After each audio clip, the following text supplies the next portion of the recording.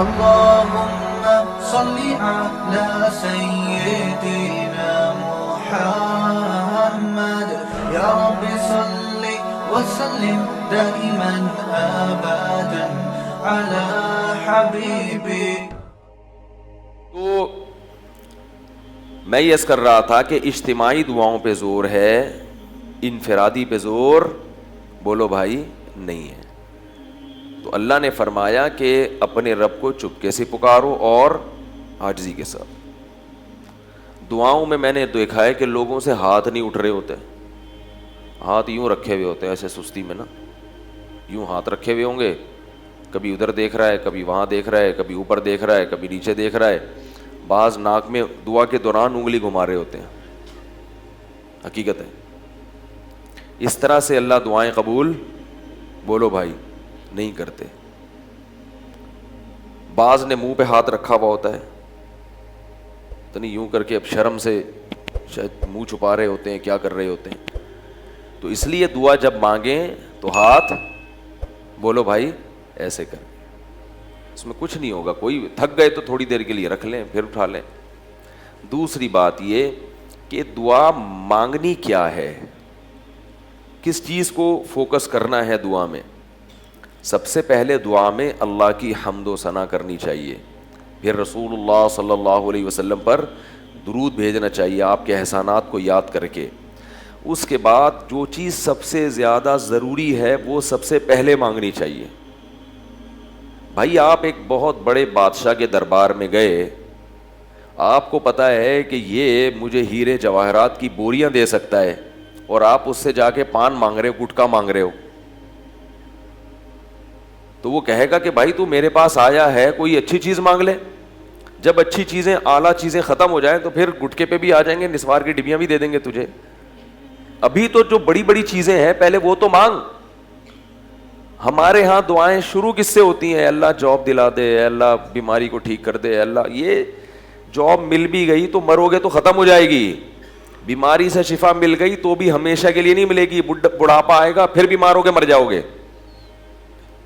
یہ دنیا کی نعمتیں ہیں, یہ مل بھی گئیں تو دوبارہ پھر چھنیں گی, ہمیشہ کے لیے کسی کو نہیں ملیں گی. اصل گھر ہے آخرت, جہاں ہمیشہ ہمیشہ کے لیے رہنا ہے. تو آخرت کو زیادہ مانگنا چاہیے کہ اے اللہ مجھے کیا چاہیے, بولو بھائی آخرت پہلے ہے, دنیا بعد میں, اس کی اہمیت زیادہ ہونی چاہیے. حدیث میں ہمیں دعا سکھائی ہے, لا تجعل مصیبتنا فی دیننا, اے اللہ اگر ہماری قسمت میں کوئی مصیبت لکھی ہوئی ہے تو ہمارے دین کو اس سے بچا کے رکھنا. نہیں آ رہی بات؟ یعنی اے اللہ اصل تو یہ کہ ہر مصیبت سے ہمیں بچا, لیکن اگر مصیبت آنی ہی ہے, لکھ دیا ہے تو نے, تو ہمارا دین اس سے محفوظ. دنیا کی طرف پھیر دینا, دنیا کا نقصان کر دینا مگر آخرت کا نقصان نہ کرنا, کیونکہ دنیا کے نقصان کی تلافی ہوگی, آخرت کے نقصان کی تلافی نہیں ہو سکتی. صحابہ کرام کی دعائیں کیا ہوتی تھی جو نبی کے پاس آ کے دعائیں منگواتے تھے؟ آج کل لوگ پتہ کیا دعا منگواتے ہیں؟ سب سے زیادہ جو میرے پاس میسیجز آتے ہیں نا کہ بہت ہی زیادہ ضروری کام ہے مفتی صاحب سے, ایسے میسیجز آئے ہوئے ہوتے ہیں کہ اگر میں نے اس کا فون نہیں اٹھایا تو یہ مر جائے گا, بلڈنگ سے چھلانگ لگا دے گا. یہ جو میں اتنا زیادہ ان چیزوں میں بولتا ہوں نا شادیوں والی پہ, یہ انہی کی وجہ سے بولتا ہوں میں. نوجوانوں میں چل کیا رہا ہے, بہت زیادہ ضروری کام ہے, حضرت فون نہیں اٹھایا تو مر جاؤں گا, مفتی کس بات کے ہو, ایسے تانے. تو مجھے یہ ہوتا ہے کہ پتہ نہیں کوئی مر رہا ہوگا, ابھی اس نے وصیت کرنی ہے, تو میں بعض دفعہ کال بیک کر لیتا ہوں. کیس یہی نکلتا ہے, سیٹنگ چل رہی ہے, حقیقت بتا رہا ہوں. ابا مان نہیں رہے, ابا نے بھی انکار کر دیا, ماں بھی نہیں مان رہی, اور میرے بھی ابا نہیں مان رہے, میری بھی اماں نہیں مان رہی, اور اب تو لڑکی نے بھی انکار کر دیا. میں مشورہ لینا چاہتا ہوں آپ سے, کیا کروں. ابھی کچھ دن پہلے ایک صاحب آئے, وہ یہی کہہ رہے تھے, یہاں مسجد میں آئے, ابا نہیں بھی مان رہے, اماں بھی نہیں مان رہی, اپنے میرے ابا بھی نہیں, اس کے ابا بھی نہیں, میری اماں بھی نہیں, اس کی اماں بھی نہیں, اور پہلے تو وہ مان رہی تھی, اب وہ بھی نہیں. اس کے لیے انہوں نے کیا لیا, ٹائم مانگا مجھ سے, آپ سے بہت ضروری ملاقات. نہ جب اس کے باپ مان رہا ہے، نہ اس کی ماں مان رہی ہے، نہ تیرا باپ راضی، نہ تیری ماں راضی، اور نہ وہ لڑکی راضی، تو کیا اندھی لگی ہوئی ہے بھائی؟ شادی میں آئے ہو کیا؟ اتنے مزے 10 انگلیاں گھی میں، ایسا تھوڑی ہوتا ہے. نکلو پتلی گلی سے. کہہ رہے تھے کوئی وظیفہ، میں نے کہا کوئی وظیفہ نہیں، نکلو یہاں سے. تو زیادہ تر دعائیں کیا ہوتی ہیں؟ کوئی دنیا کا کام اٹکا ہوا ہے اور وہ کام پورا ہو جائے. ٹھیک ہے، انسان ہے، دنیا بھی مانگنی چاہیے. حدیث میں آتا ہے جوتے کا تسمہ بھی اللہ سے مانگو، وہ ٹوٹ جائے تو. لیکن جو چیز جتنی زیادہ ضروری ہے اس کو اتنا زیادہ فوکس کرنا چاہیے. سب سے زیادہ ضروری کیا ہے؟ کامیابی کی ڈیفینیشن کیا ہے؟ ہمارے ہاں کامیابی کی ڈیفینیشن اچھی صحت، اچھا گھر، نیک اولاد اور بینک بیلنس، یہ کامیابی کی ڈیفینیشن ہے. دیکھو ہم اللہ پر ایمان رکھتے ہیں، قرآن پر ایمان رکھتے ہیں.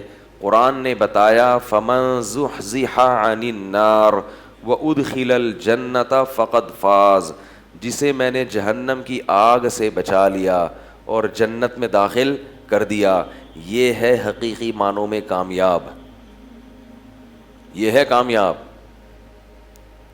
تو سب سے زیادہ اللہ سے جہنم کی پناہ اور جنت مانگنی چاہیے. سب سے زیادہ، اے اللہ مجھے قبر کے عذاب سے بچا، میدان حشر کی سختیوں سے بچا، وہ دن جو انسان کو بوڑھا کر دے گا. اے اللہ مجھے جہنم کی آگ سے بچا. قرآن میں اللہ نے نیک بندوں کی جو صفات بیان کی ہیں ان کی دعائیں لازمی بیان کی ہیں. انبیاء کے جہاں اللہ واقعات بیان کرتے ہیں، نبیوں کی دعاؤں کا بھی تذکرہ کرتے ہیں کہ نبی نے یہ دعا مانگی، نبی نے یہ دعا مانگی، نبی نے یہ دعا مانگی، فلاں نبی نے یہ دعا مانگی. وہ دعاؤں کے الفاظ بڑے خوبصورت ہوتے ہیں. انبیاء بہت دعائیں مانگا کرتے تھے، حالانکہ انبیاء تو بخشے بخشائے ہیں، ان کو کیا ضرورت تھی.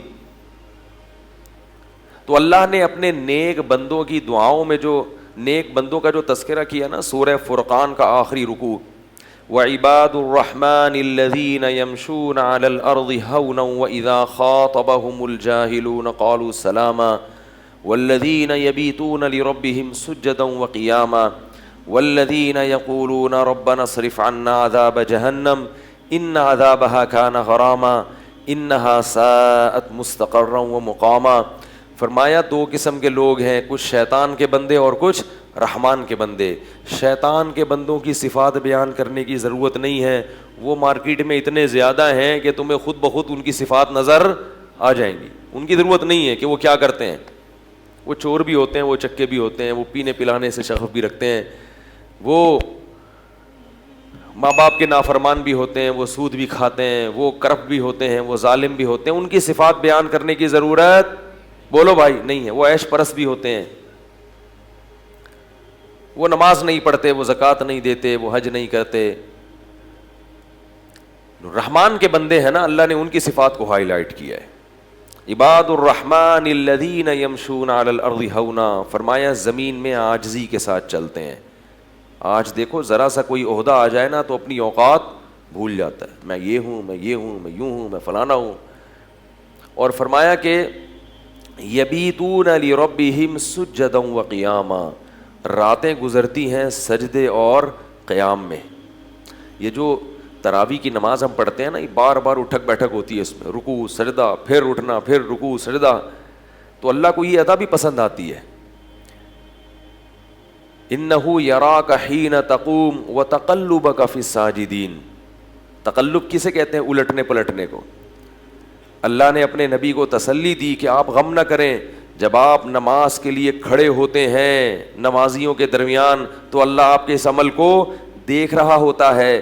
اور سجدہ کرنے والوں میں آپ جو الٹ پلٹ رہے ہوتے ہیں بار بار سجدے رکوع صحابہ کے ساتھ، اللہ اس عمل کو بھی بولو بھائی دیکھ رہا ہوتا ہے. تو یہ تراویح میں اس کی بڑی اچھی مثال ملتی ہے کہ بار بار سجدہ پھر رکوع پھر سجدہ پھر رکوع پھر قیام. تو یہ جو الٹنا پلٹنا ہے، تقلب ہے، اللہ اس عمل کو دیکھ بھی رہے ہوتے ہیں اور دیکھ کر خوش بھی ہو رہے ہوتے ہیں. اور خاص اپنے پیغمبر کو اللہ بتا بھی رہے ہیں کہ میں اس عمل کو دیکھ رہا ہوں. تو کیا کہہ رہا تھا میں؟ چھوٹی سی بات تھی. ہاں, اللہ نے اپنے بندوں کی صفت بیان کی, یبیتون لربہم سجدا وقیاما, راتوں کو سجدے اور قیام کرتے ہیں. پہلے پورا سال تو مسلمان رات میں عبادت نہیں کرتا تھا, رمضان میں راتوں کو کر لیا کرتا تھا, اور رمضان میں پھر چھوٹی تو آخری عشرے میں تو کرنا. پہلے تو ایسا ہوتا تھا کہ تہجد سب پڑھتے تھے پورے سال, بھئی یہ تو بہت اہم نماز ہے.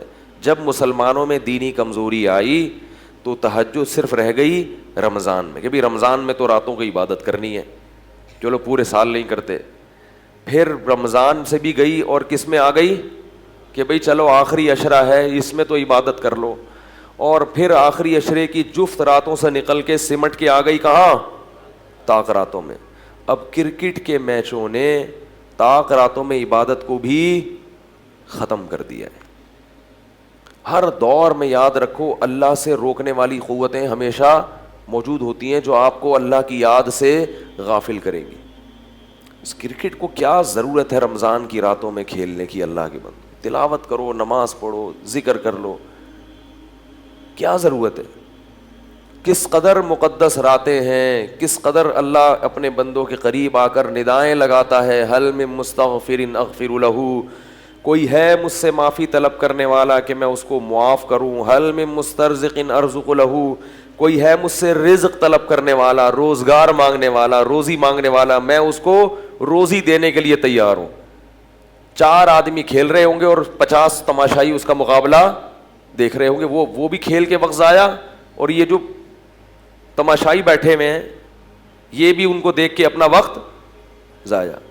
ہمیں یاد ہے بچپن میں جب رمضان آتا تھا, میری عمر ہوگی 9 یا 10 سال, اس وقت بہت شدید گرمیوں کے روزے تھے, تو ہمارے جو نوجوان لڑکے تھے, اس وقت ہم نوجوان تو نہیں تھے, بچے تھے, لیکن ہم نے بچوں کو بھی دیکھتے تھے, نوجوانوں کو بھی دیکھتے تھے کہ مسجدیں بھری ہوتی تھیں رمضان میں. لوگ دوپہر کو بھی قرآن کی تلاوت کر رہے ہوتے تھے, عصر کے بعد بھی, یعنی پورے رمضان میں مسجد میں عبادت تلاوت کا رش ہوتا تھا.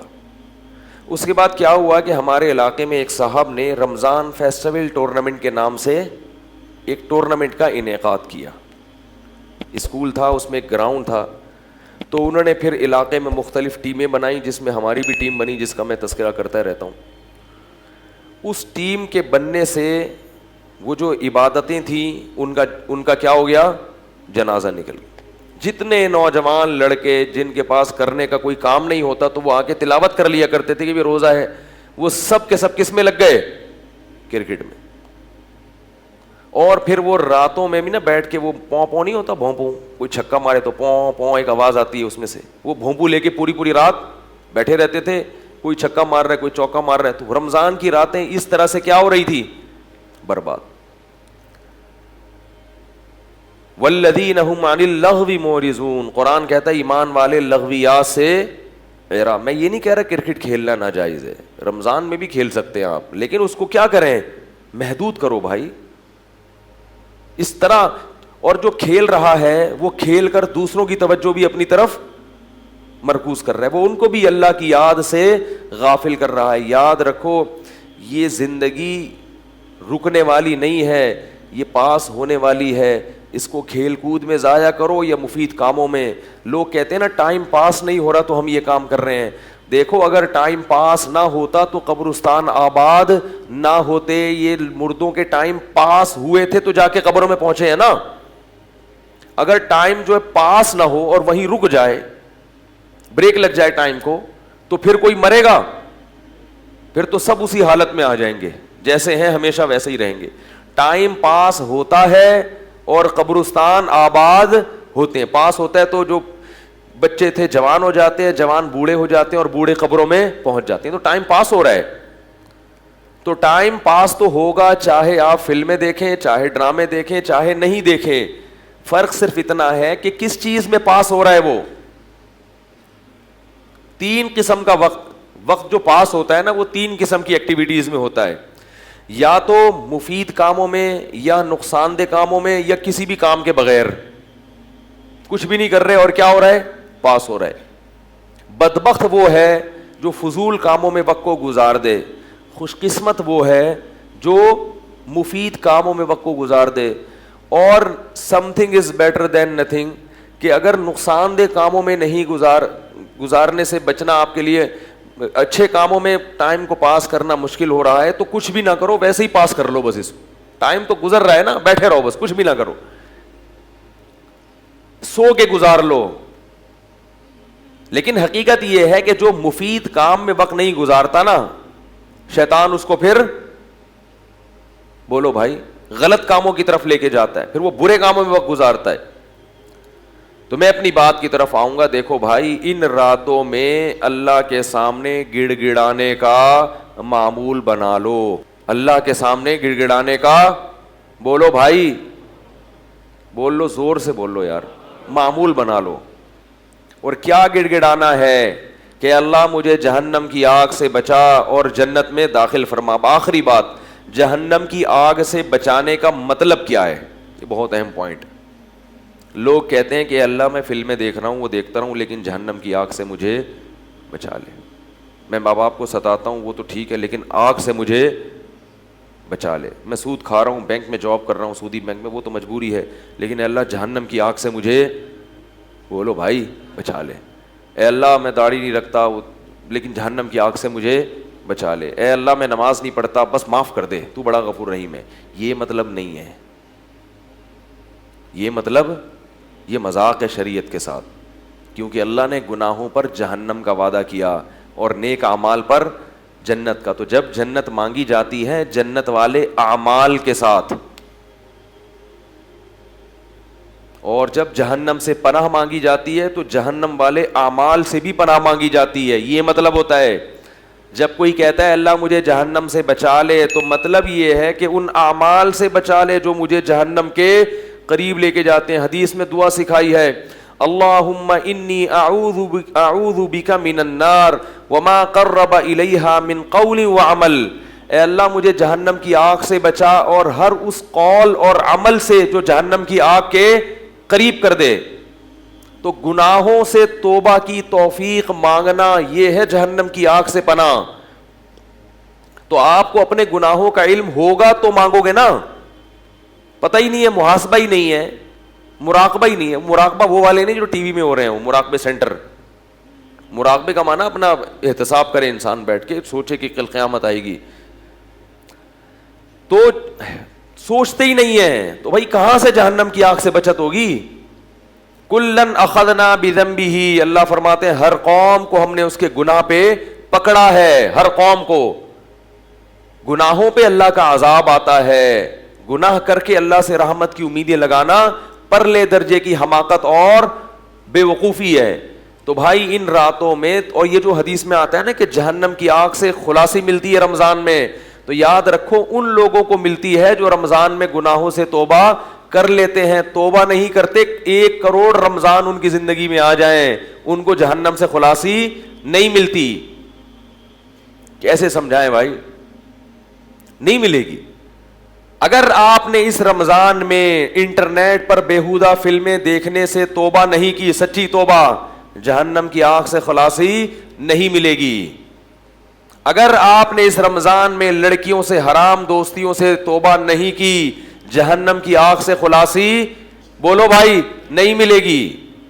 اگر آپ نے بوڑھے ماں باپ کے سامنے اپنے لہجے کو سخت کرنے سے توبہ نہیں کی, جہنم سے خلاصی نہیں ملے گی. زنا سے, شراب سے, جوے سے, جوا بہت کھیلا جا رہا ہے, اسنوکر جو کھیلے جاتے ہیں نا ان میں جوا بہت کھیلا جا رہا ہے. اس کرکٹ میں جوا لگا کے کھیل رہے ہیں لوگ. انما الخمر والمیسر والانصاب والازلام رجس, اللہ نے فرمایا یہ رجس ہے, جوا اور شراب شیطانی عمل ہے, چھوڑ دو اس کو. کھیل رہے ہیں صبح شام.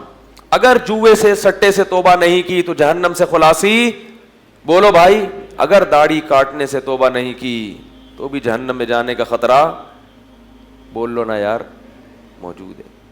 اگر وراثت بہنوں کے حوالے نہیں کی تو 100 رمضان آپ کی زندگی میں آ جائیں, جہنم کی آگ سے خلاصی, بولو بھائی, نہیں ملے گی. بہنوں کی وراثت سے حج نہ کیا کرو اللہ کا واسطہ. حج فرض ہے اور اب تک نہیں کیا تو جہنم کی آگ سے خلاصی لوگ کہتے ہیں رمضان میں مر گیا، شوال میں مر گیا، سیدھا جنت میں. ایسا نہیں ہوتا بھائی. الحم سے لے کے والناس تک جو پورا قرآن ہے نا، اس میں اللہ نے اتنے سارے احکام دیے. وہ اس لیے دیے کہ یہ وہ احکام ہیں، ان کو فالو کرو گے تو جنت میں جاؤ گے، نہیں کرو گے تو کہاں جاؤ گے. اگر یہ سب احکام فضول ہوتے تو اللہ فرما دیتے الحمدللہ رب العالمین من مات فی رمضان فہو فی الجنہ. سورہ فاتحہ یہاں سے شروع ہوتی. تمام تعریفیں اللہ کے لیے. جو رمضان میں مرا وہ کہاں گیا؟ جنت. بس صدق اللہ العظیم. رکوع کرو. اب ہر آدمی کوشش کرے کب مرنے کی؟ رمضان میں مرنے کی. ختم ہو گئی بات. ایسا نہیں ہوتا بھائی. اللہ کسی کو بخشنا چاہے تو کوئی پابندی نہیں ہے، لیکن قانون یہ ہے، اور اللہ نے دکھایا بھی ہے کہ ایسا ہوگا. بہت سو کو دکھایا ہے، بہت امتوں کو تباہ کیا ہے کہ مجھے گناہ پسند نہیں ہے. تو اللہ ہم سب کو اس رمضان میں، اور خواتین خاص طور پر بے پردگی سے توبہ نہیں کریں گی. کتنے باریک لباس ہوتے چلے جا رہے ہیں خواتین کے، جو مردوں کے بے شرم ہونے کی دلیل ہے. اتنے باریک. ایک پٹھان کا واقعہ ہے نا، اس کے پاس ایک خاتون گئی دکان سے کپڑا لینے کے لیے کہ یہ تھوڑا سا مجھے شلوار کا کپڑا چاہیے. اس نے دے دیا. اس نے کہا تھوڑا اور باریک چاہیے. شلوار کا کپڑا کیسا ہے؟ باریک. اس نے اور دے دیا. کہ نہیں تھوڑا اور. تو اس نے کہا اسی میں سب نظر آ جائے گا، اس سے زیادہ باریک کی. اپنا جسم دکھانا چاہتی ہیں. کیسے بےہودہ لباس آ رہے ہیں. اچھی بڑی بڑی داڑیاں ہیں، پگڑیاں ہیں. تبلیغ میں بھی وقت لگ رہا ہے، حج بھی ہو رہے ہیں، عمرے بھی ہو رہے ہیں. بیٹیوں کا لباس دیکھو تو انسان زمین میں گڑ جاتا ہے شرم سے. اپنی بیٹی کو یہ کیوں پہنایا ہوا ہے آپ نے بھائی؟ پوری آستین کیوں نہیں پہنا دیتے بچی کو اپنی؟ پورے کپڑے کیوں نہیں پہنا دیتے؟ بچی کو جو آدمی پورے کپڑے نہیں پہنا سکتا وہ جنت میں جانے کے خواب بولو بھائی چھوڑ دے. کچھ بھی کر لو، 100 حج کر لو، 100 عمرے کر لو، الٹے لٹک کے 27ویں رات میں رو رو کے کارپٹ کو بھگو دو. جنت میں یہ دین ہے، مذاق نہیں ہے. قانون کو فالو کرنا پڑے گا. کپڑے تو پورے پہنا دو اللہ کے بندو اپنی بیٹیوں کو. ان کو سمجھاؤ کہ بیگم کپڑے پورے پہنے گی. یہ میرا گھر ہے، تمہارے باپ سے جہیز میں نہیں ملا مجھے. ٹھیک ہے بیگم کو محبت دیں. میں بار بار کہتا ہوں عورت سے محبت کریں، اس کے خرچے اٹھائیں، لیکن اس کو باپ.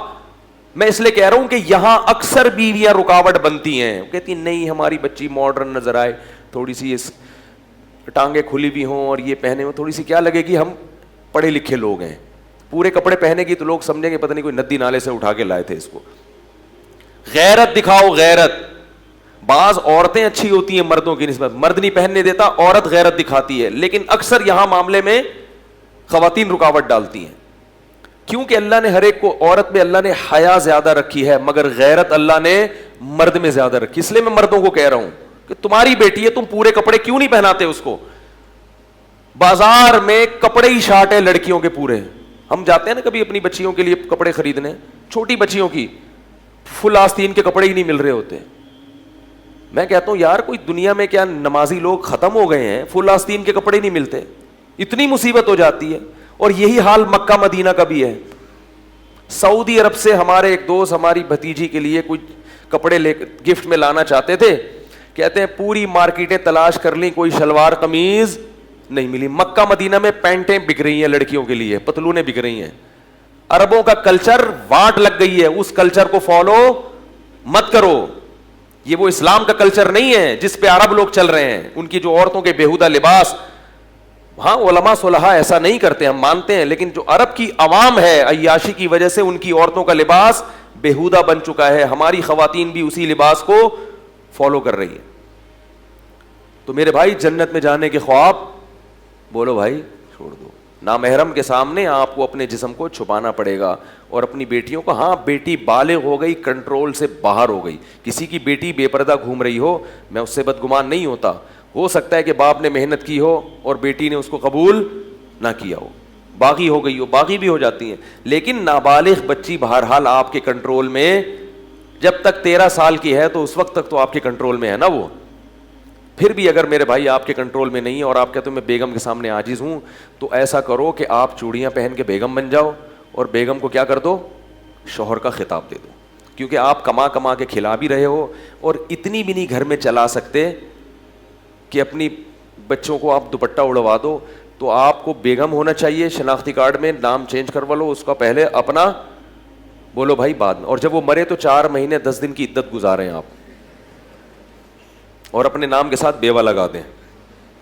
تو یہ کیا بات ہے, آدھا آدمی آدھا عورت, تو پھر پورے بنو, ایک طرف ہو جاؤ. یہ درمیان والی چیز صحیح نہیں ہوتی.